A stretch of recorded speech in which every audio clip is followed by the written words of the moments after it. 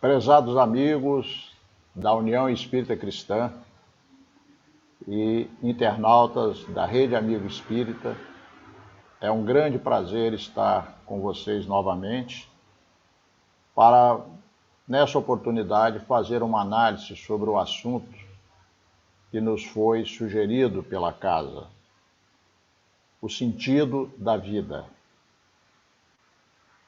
A casa, no caso aí, a União Espírita Cristã, ela tem um protocolo de trabalho que nós vamos obedecer. Nós vamos fazer uma pequena leitura, do Evangelho segundo o Espiritismo, uma prece, depois os comentários nossos e, ao final, uma prece de encerramento.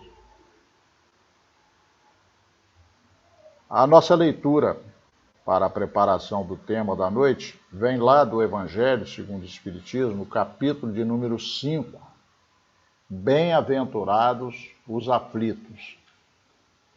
E nas instruções dos Espíritos nós temos o seguinte: bem e mal sofrer. Quando Cristo disse, bem-aventurados os aflitos, o reino dos céus lhes pertence, não se referia de modo geral aos que sofrem, visto que sofrem todos os que se encontram na terra, quer ocupem tronos, quer jazam sobre a palha. Mas poucos sofrem bem. Poucos compreendem que somente as provas bem suportadas podem conduzi-los ao reino de Deus. O desânimo é uma falta. Deus vos recusa consolações desde que vos falte coragem. A prece é um apoio para a alma. Contudo, não basta. É preciso tenha por base uma fé viva na bondade de Deus. Ele já muitas vezes vos disse que não coloca fardos pesados em ombros fracos.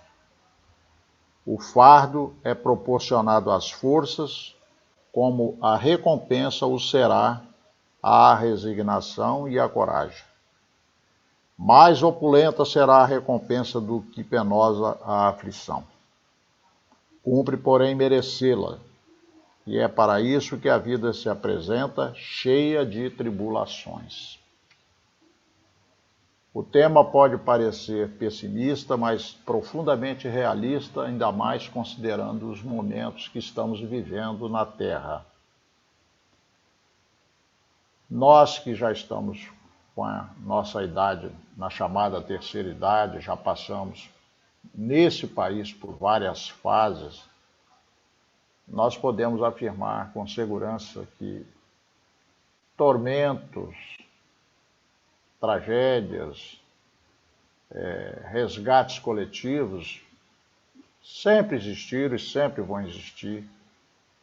Não é? Todos os anos tem sempre algumas ocorrências, mas um resgate coletivo, na proporção que estamos vivendo, desde aqui no Brasil, no caso, desde março do ano passado, há um ano para cá, isso nós certamente nunca vivemos. E nem seríamos capazes, embora espíritas, sabendo que estávamos já dentro da fase de transição, vários médiuns respeitáveis, e não aqueles médiuns que muitas vezes transmitem imagens inadequadas, mensagens que intranquilizam. Médiuns serenos, confiáveis, aqui e ali lembrando, volta e meia, que nós estávamos realmente nos aproximando de um momento de transição. E traria, naturalmente, dores. Mas talvez o nosso otimismo não permitisse imaginar que estaríamos vivendo o que temos enfrentado, principalmente de março para cá. Então essa lição ela é muito oportuna, bem e mal sofrer, e ela se enquadra dentro do tema da noite, o sentido da vida. Atravessar dificuldades como essas que estamos atravessando, sem fé em Deus, sem uma certeza da vida futura. Uma pessoa que nessa altura estamos atravessando, que seja materialista e só enxerga uma única vida e nada além, que não consegue entender por que precisamos passar por tantas dores e desafios, essas pessoas certamente estão sofrendo mais do que aquelas que têm onde se apoiar. Todos estamos no mesmo barco. A lição, inclusive, ela é interessante, porque ela fala aqui, numa certa altura, visto que sofrem todos os que se encontram na terra, quer ocupem tronos, quer jazam sobre a palha. Só que isso nunca se mostrou tão verdadeiro quanto agora, porque o vírus pode atingir qualquer pessoa, de qualquer classe, de qualquer idade, nada mais distingue nacionalidade, nada. Abraçou a humanidade inteira. E nós sabemos que, infelizmente, a quantidade de suicídios tem aumentado muito. É lógico que eu vou falar aqui todo, mas sempre tem alguém que talvez ainda não saiba. Nós não estamos sabendo as estatísticas de suicídio porque, mesmo muito antes da pandemia, já existe essa orientação.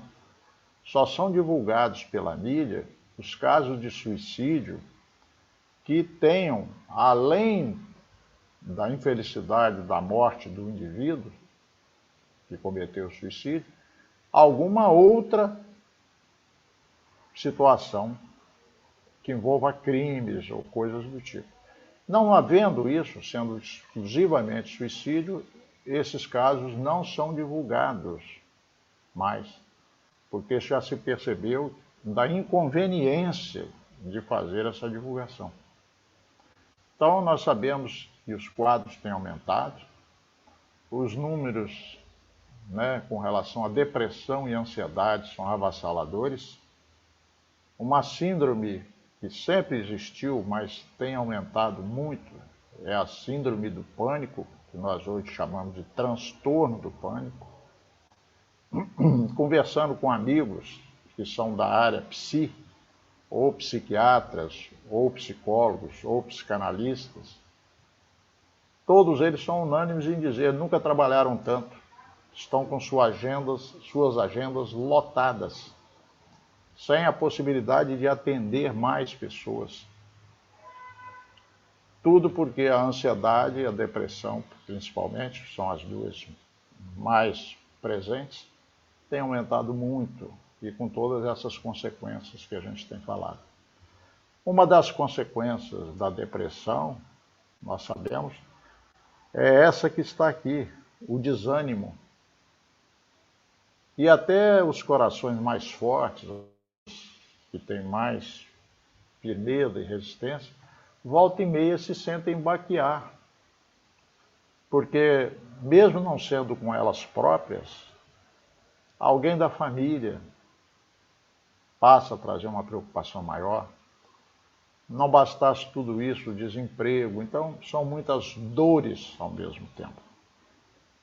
E nunca, talvez, algumas pessoas tivessem atinado para isso. Qual o sentido da vida? Isso é coisa de filósofo. Querer saber qual o sentido da vida, isso é filosofia, tem gente que até despreza, isso é coisa de quem não tem o que fazer. Mas, na atualidade, muitas pessoas estão fazendo essa pergunta. Qual o sentido disso? Por que a humanidade, de repente, está envolvida nesse drama todo?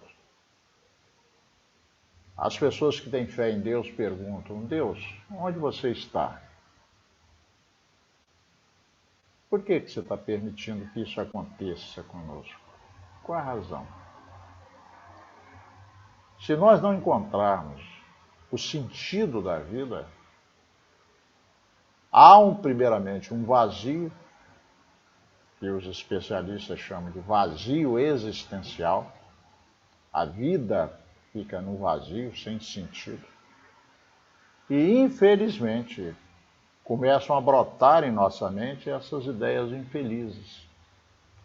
Primeiro, uma insatisfação que vai crescendo, depois uma provável rebeldia, uma não aceitação de tudo isso, até porque não faz sentido, e caminhando para sofrimentos maiores. Então nós pensamos que o tema é muito oportuno, né? Encontrar o sentido da vida. Mas de pronto o que a gente já pode dizer, o sentido da vida só faz sentido se nós pararmos de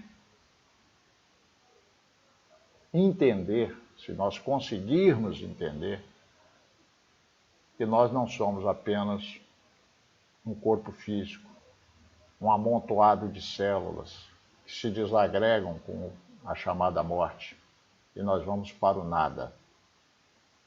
O sentido da vida só começa a fazer sentido quando nós tomamos consciência de que somos espíritos imortais, de que a vida é uma só, efetivamente. Desde que criados por Deus, nós fomos criados para a eternidade. Então nós estamos nesse trânsito, ora do lado de lá, da vida, ora do lado de cá, como estamos agora, encarnados. Daqui a pouco, todos nós, inevitavelmente, teremos que ir para o lado de lá. Ninguém sabe a sua hora, mas sabemos que ela chega para todos. Então é esse trânsito. Nós viemos de lá, estamos nesse momento aqui, voltamos para o outro lado da vida, para novamente voltar e seguir, mas sempre numa linha ascendente. Porque o espírito não retroage, ele pode estacionar, mas não retroagir, segundo a doutrina espírita. Então, o sentido da vida para nós é muito importante, mas ele está vinculado a essa crença, a essa certeza. Nós não costumamos usar no espiritismo a palavra crença. Nós gostamos mais da expressão saber, porque o espiritismo permite que a gente saiba. Você não crê simplesmente. A doutrina espírita permite que a gente entenda, questione, analise, estude, até um ponto de certeza. Então, para nós, a vida material, ela é importantíssima. Deus não faria tudo isso que faz, não nos daria esse corpo fantástico e a vida material sem finalidade. Então, a primeira coisa que a gente pergunta é: para que estou aqui? Então, a coisa começa de algumas perguntas. Eu primeiro preciso perguntar: de onde vim? Eu venho de onde? O materialista dirá: eu vim da célula ovo, de um processo de fecundação. Começou ali. E tudo termina no dia que esse corpo passar por um processo chamado morte. Morreu, acabou. Mas nós que somos espiritualistas, e principalmente nós que somos espíritas, temos respostas importantes para perguntas fundamentais. De onde vim? Então nós sabemos que nós não viemos desse momento da concepção. Nós ali estamos retornando para mais uma etapa. Então nós sabemos que já vivemos vidas sem conta. E isso sem falar dos momentos das nossas experiências naquilo que se chama princípio inteligente. Não importa aqui. Apenas como espíritos humanos, nós somos espíritos já calejados, espíritos velhos. Nenhum de nós que está na Terra no momento de quase regeneração, de expiações e provas para regeneração, nenhum de nós está na sua primeira experiência como espírito num corpo. Nem segunda, nem terceira, já passamos por muitas experiências. Então nós viemos de muitas vivências anteriores. E como foram elas? Será que nós sempre acertamos? Será que não deixamos algumas coisas mal resolvidas? Considerando a nossa situação atual, quem sou? De onde vim? Muitas vezes, de quem sou? Nós sabemos que somos espíritos imortais, mas quem sou? A maioria de nós, ou boa parte de nós, se for perguntado, quem é você? Vai dizer o nome, acha que precisa dizer a profissão, porque o que te identifica é quem é você, o que você faz, qual é a sua profissão. E outros acham ainda onde você mora, se você é casado, quantos filhos e coisas assim. Essas coisas são importantes, mas isso não diz quem somos. Isso mais fala do que temos do que daquilo que somos. São coisas passageiras, temporárias. O Espiritismo vai nos falar que nós temos o persona, a personalidade que vivemos agora, mas temos um passado enorme que faz aquilo que se chama individualidade. Muitas coisas que são estranhas para nós entendermos em nós mesmos, em certas reações, certos estímulos, certas respostas que temos, certos pensamentos que afloram a mente, muitas dessas situações só ficam razoavelmente explicadas quando nós olhamos para esse ontem. O nosso inconsciente não começa na nossa vida atual. A nossa vida atual é apenas um acréscimo dentro de um iceberg enorme. Temos submerso aí uma coisa imensa. Daí ser tão importante nós respondermos quem somos.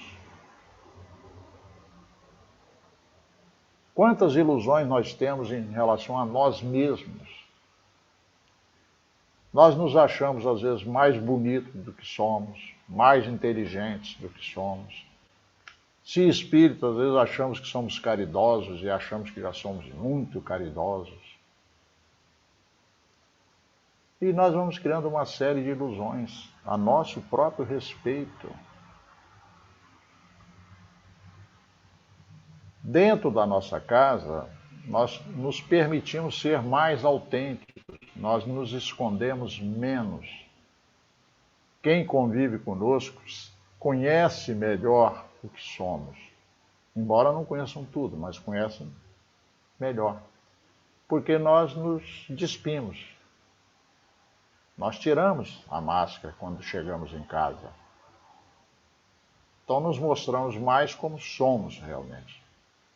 Mas quando nós saímos pela porta da casa, para fora, para o contato com a sociedade, nós colocamos uma máscara. Às vezes sorrimos de boca para fora, falamos coisas que não refletem nosso íntimo. Colocamos uma máscara. Só que quando a gente é defrontado, nós somos defrontados com uma situação como essa de agora, várias máscaras ou várias coisas que a gente estava rolando e deixando rolar e passar, e vamos levando, de repente houve uma travada. temos que conviver mais dentro de casa, passamos a conhecer melhor certas situações da própria família que nós talvez ignorássemos. Eles, por sua vez, vão também conhecer alguém que eles não conheciam bem. Passamos a dividir um espaço que muitas vezes traz conflitos que antes eram um tanto disfarçados. E principalmente nos damos conta da nossa fragilidade. Ela sempre existiu, mas talvez nós não tivéssemos muita consciência dessa fragilidade. De repente a gente sente, meu Deus, eu posso desencarnar na semana que vem, independente da idade, independente de estar com saúde boa ou não tão boa, posso desencarnar. Essa perspectiva estava mais longe, né? A gente deixava lá mais longe. Como é que nós convivemos agora com essa realidade, essa possibilidade ou essa ameaça que pode atingir a nós mesmos e aos nossos familiares e amigos, enfim. Então, esse desafio, ele surgiu. E nós, então, nos damos conta de que somos mais frágeis do que imaginávamos. Não conseguimos lidar com uma coisa chamada ansiedade. O que é ansiedade? Ansiedade é um medo de não sei o quê. É uma situação de intranquilidade, de ameaça. E é o que nós estamos vivendo.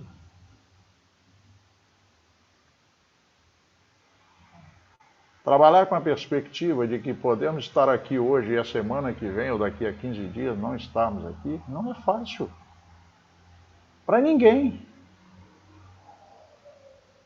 Deus nos deu um certo temor da morte, por quê? Porque nós precisamos preservar o corpo físico. Nós temos que ter um cuidado com o nosso corpo físico. Então, o medo de morrer, dentro de um limite, todos temos, todos. Só que algumas pessoas trazem isso num limiar mais alto, só que ele estava ali, escondido. De repente, isso ficou mais aflorado, veio mais para a superfície. E aí uns temores, talvez exacerbados, e é nessa hora que se encaixa aquilo que viemos conversar um pouquinho, rapidamente, o sentido da vida. A gente fala, meu Deus, quanta fragilidade, qual o sentido disso?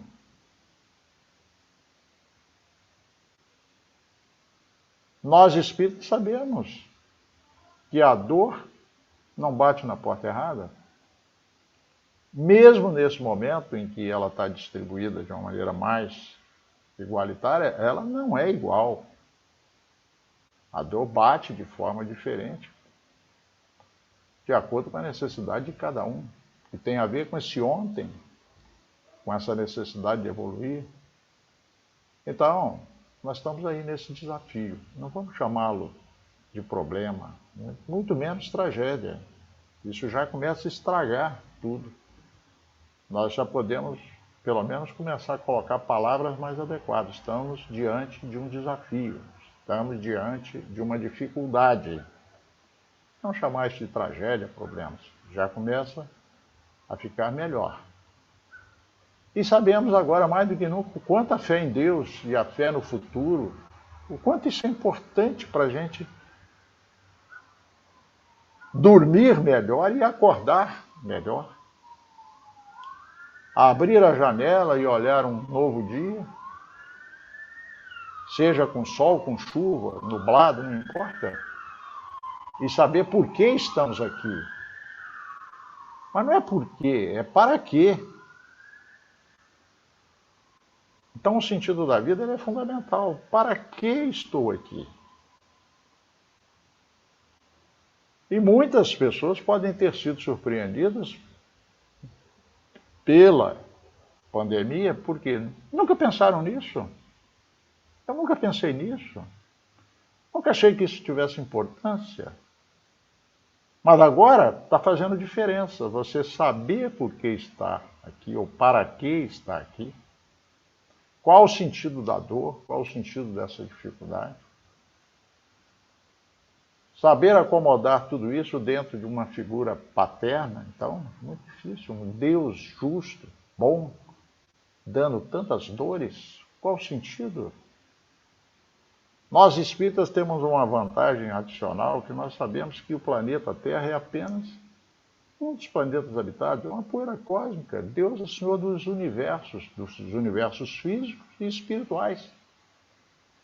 Então nós não vamos julgar Deus por tão pouco, por uma poeira, por um momento de transição.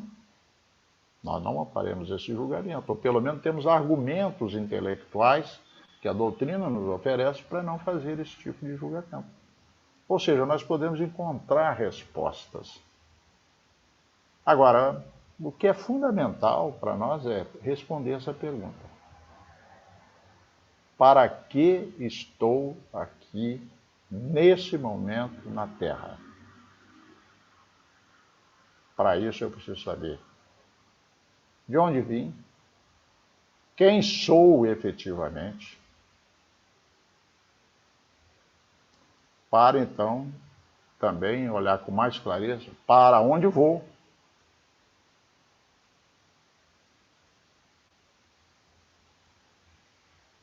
Esse para onde vou também é muito importante. Eu estou indo para o nada? Para onde que eu estou indo?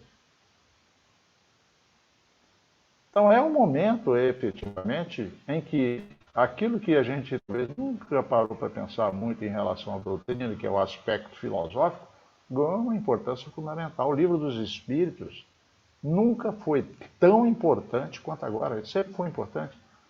Mas nós nunca percebemos tão claramente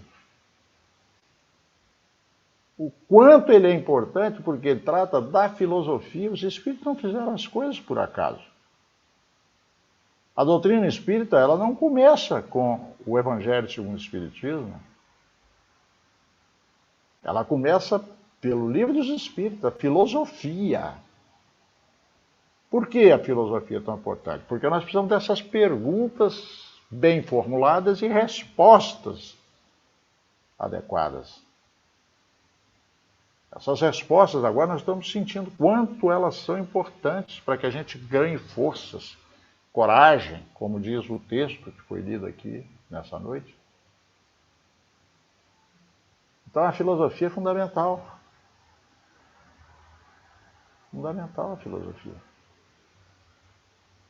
O Livro dos Espíritos responde claramente: quem sou? De onde venho? Para onde vou? Claramente. Então é um livro precioso que nós espíritos precisamos valorizar mais. Principalmente se estamos dando cabeçada e desorientados, vamos aproveitar esse momento, que aliás é um tempo que está sendo propiciado maior agora para nós. Estamos tendo mais tempo para estudar, para tratar dessas questões. Então, saber quem sou, para onde, muito importante. Mas nós gostaríamos ainda de voltar à questão do para quê. O para quê nos remete à lembrança de um psiquiatra vienense que escreveu, dentre outros livros, um livro muito importante, Em Busca de Sentido. O nome dele é Viktor Frankl. O Dr. Viktor Frankl, ele experimentou o quanto é importante você ter sentido de viver, porque ele viveu uma experiência singular, terrível, mas singular. Ele foi capturado pelos nazistas e experimentou as angústias de mais de um campo de concentração. Ele passou por mais de um campo. Mas o que ele mais vai retratar nesse livro, Em Busca de Sentido, é o de Auschwitz. E ele então mostra que o ser humano pode realmente viver um momento tão trágico, tão difícil, onde ele não é dono de mais nada, realmente. Nada. Ele nem direito ao nome tem mais. Ele vira uma matrícula, um número, prisioneiro número tal. E ele viu de perto muito da miséria humana e do desespero humano. E ele sobreviveu a tudo isso. Saiu com a sua mente preservada e até melhorada depois dessa tragédia toda. Está lá no livro, nós não vamos entrar em muito detalhe aqui, porque não é o caso. E ele sai do outro lado,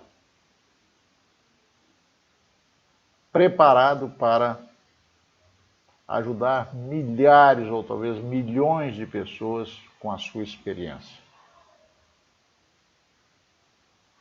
que pode ser resumida nisso: em busca de sentido, sentido de viver. Ele percebeu que as pessoas que estavam naquela tragédia do campo de concentração, muitas perdiam completamente o sentido de viver. Perdiam a esperança, entravam em desespero, entravam em desânimo, e aí, inevitavelmente, o que acontecia era ou suicídio direto, principalmente através daquelas cercas eletrificadas, onde bastava colocar a mão e ser eletrocutado na hora, ou através de processos menos diretos, pela renúncia de alimentar e coisas assim, que rapidamente levavam à morte. Então ele viveu isso. E ele prometeu a si mesmo, ele conta isso no livro, prometeu a si mesmo que ele não cometeria suicídio, acontecesse o que acontecesse. Ele não faria isso. Ao ver os irmãos, quantos, várias nacionalidades também, ali, todos naquela situação, ao ver aqueles irmãos indo para o suicídio, ele prometeu não fazer isso. E buscou ajudar a todos que ele podia em torno dele, com todas aquelas limitações de um campo de concentração, da vigilância e tudo mais, mas aonde ele podia, ou com quem ele pudesse dar um estímulo, ele dava.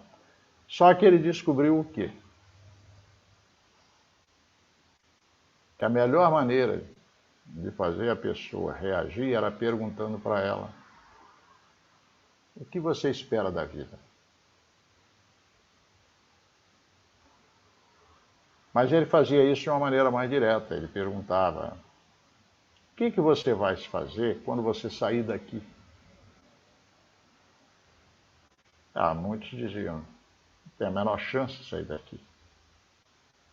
Não vou fazer nada, não tem a menor chance aí. Mas e se você conseguisse sair? O que você faria? E ele ouvia respostas diferentes. Nessa hora, talvez acendesse uma pequena luzinha no olhar da criatura e ela diz assim: eu não acredito, mas se eu saísse daqui, eu iria procurar minha mãe, que eu nunca mais vi, meu pai, meu irmão, sei lá quem. Outros respondiam: olha, eu estava com um projeto prontinho de montar uma padaria quando veio a prisão e eu estou aqui. Se eu pudesse, eu voltaria e montaria essa padaria que eu imaginei. Era uma padaria, não importa o que fosse. tinha um algo a fazer lá na frente. Ele não estava falando de eternidade. Ele não fazia o papel de pastor, de padre, de religioso. Não, ele tratava na questão na forma humana. Ele descobriu que se o indivíduo tiver um objetivo, tiver uma razão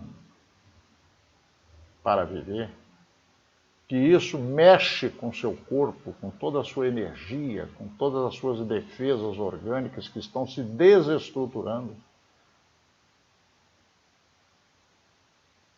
Curiosamente, as pessoas que sobreviveram aos campos de concentração, principalmente aquelas que foram submetidas a um tempo mais longo, todas elas tinham objetivo de vida. Só que o nosso amigo aí, ele é tão fantástico que ele coloca no livro algo que me surpreendeu. É importante que você saiba responder essa pergunta. O que eu quero da vida? Mas ele descobriu que vão mais longe as pessoas que respondem a uma pergunta diferente. Não é o que eu quero da vida. O que a vida quer de mim? Essas vão mais longe. O que a vida quer de mim?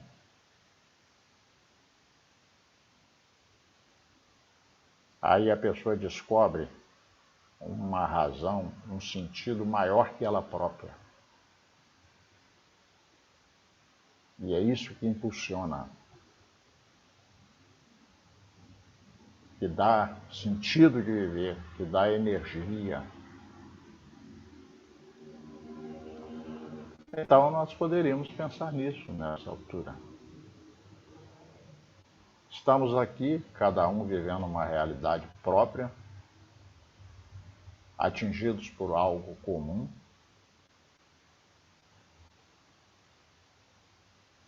E estamos desafiados nesse sentido. Como preservar a nossa vida, a nossa energia?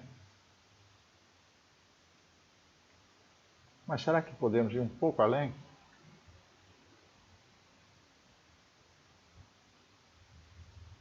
Nós podemos ser úteis?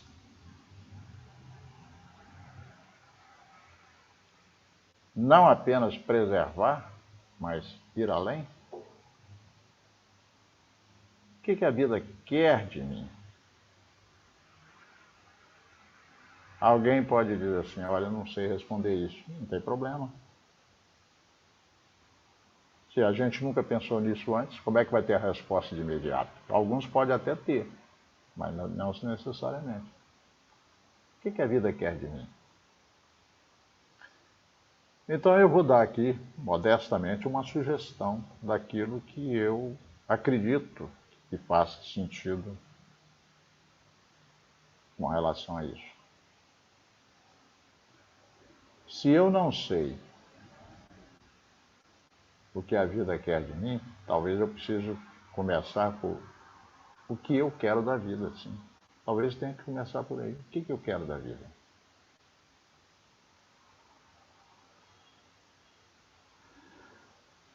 A partir daí, a gente pode pensar o seguinte: quais as habilidades que eu tenho para atingir isso?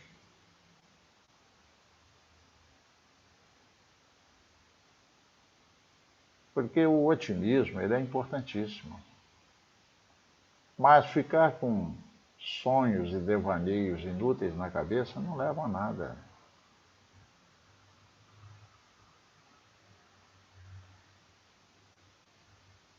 Emmanuel diz assim: não creias em realizações sem esforço. Então a questão não é mágica, sentar numa poltrona e imaginar as coisas e elas acontecerem. Não, vai precisar de ação. Não creias em realização sem esforço. Mas nós precisamos saber para onde que nós queremos ir. Então pode ser que no primeiro momento seja luxo demais a gente pensar em para quê, né? nesse sentido, que a vida quer de mim. Já começa a ajudar se a gente pelo menos tiver vontade de viver, tiver um projeto de vida, desejar chegar a algum lugar. E foi isso que o Viktor Frankl fez com as pessoas. Ele não ia começar logo de grandes coisas.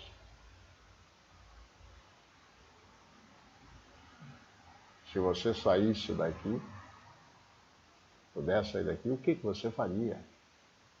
Você tem algum projeto, alguma coisa que você gostaria de fazer? Todos nós viemos, segundo o Livro dos Espíritos, questão 142, todos nós viemos com uma tarefa a cumprir na Terra. Quando a gente pensa nisso, pensa logo em grandes missões. Não, todos nós temos uma tarefa a cumprir, temos um papel a cumprir na vida. A doutrina fala da lei de sociedade. Todos nós vivemos numa sociedade. Aqueles que tentam se isolar entram num colapso. Nós precisamos viver em sociedade. Nenhum de nós é autossuficiente. Então, cada um de nós é uma pecinha dentro de uma engrenagem, dentro de um conjunto. Talvez, ao perguntarmos o que nós queremos da vida, nós comecemos também a enxergar qual é esse papel.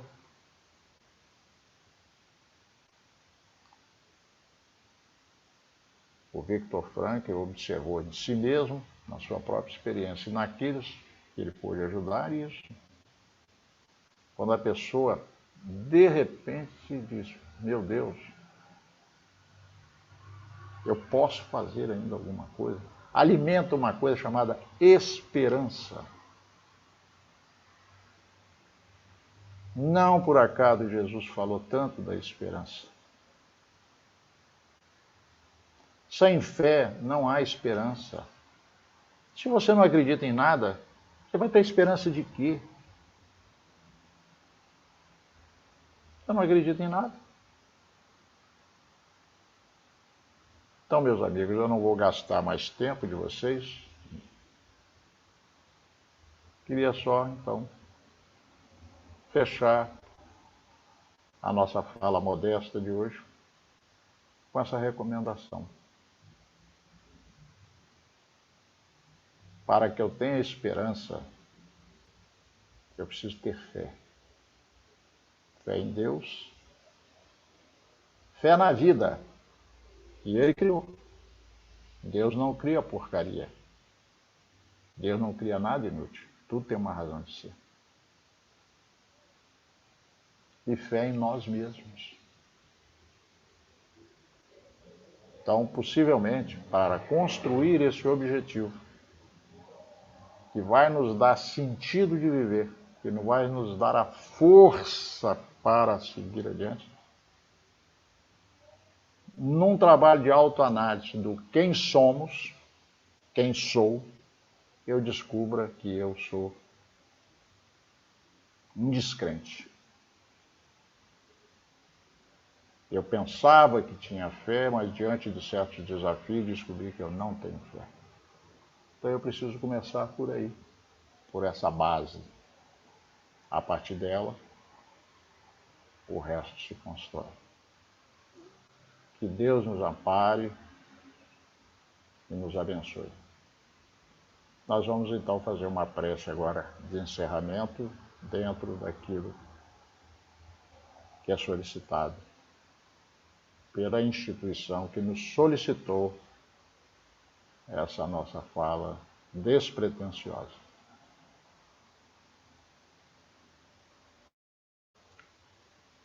Senhor Deus, nosso Pai, agradecemos esse momento que estamos tendo aqui de tentar levar para nossos irmãos que possivelmente venham a nos ouvir o consolo, as orientações que a doutrina espírita nos oferece a todos indistintamente.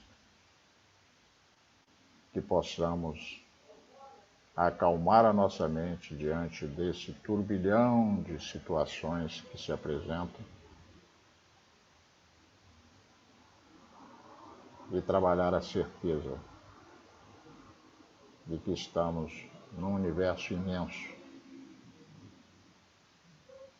de proporções inimagináveis, criado por um ser supremo,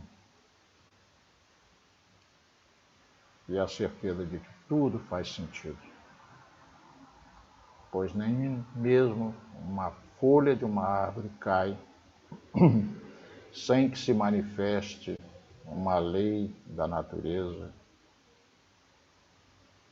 ou seja, sem que se manifeste a vontade de Deus. Que tenhamos muita paz. Que assim seja.